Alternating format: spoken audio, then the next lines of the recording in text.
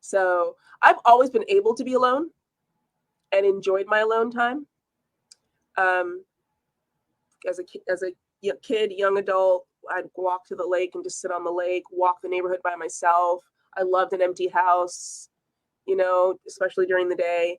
So I've always been able to be alone, but I really get my tank filled by being with people. Um, that has changed. And I don't know if it's because of my age or just because the nature of my work is so people focused. And you know this. You're like, gosh, how do you get anything done with all the meetings you have to do? How does that happen? You have a meeting about a meeting that was about the meeting that we're going to have, type of thing. It might just be that I'm getting that so much.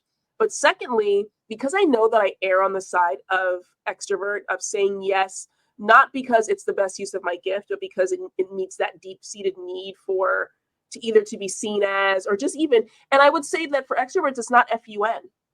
It's not. It's connection. Okay. That's what it is. And so that's what it means. Okay. I default to say no. I've decided that my default will be no, unless I'm absolutely positively sure. Now, it happens to be that I have a super full life. So by saying no to anything that is not definitely already on my calendar and my schedule, it's not like I'm sitting around doing nothing, twiddling my thumbs. Number one. But number two, I try to be really intentional about my connection time.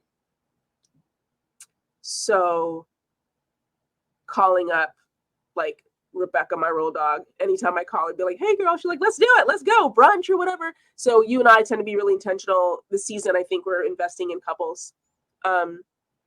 So being intentional about that, I think is the way I've done that. So saying no, unless it's already in my schedule or aligns with my goal, for like those little quick one-offs are the things that I can easily say no to.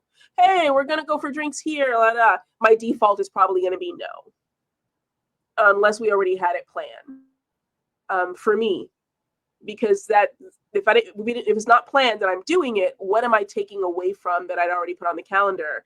And did I put that on the calendar out of obedience and faith and order? And so now am I getting out of order by saying yes to this opportunity, which would totally feed that extrovert side of me, but doesn't necessarily feed the vision and goals for the season?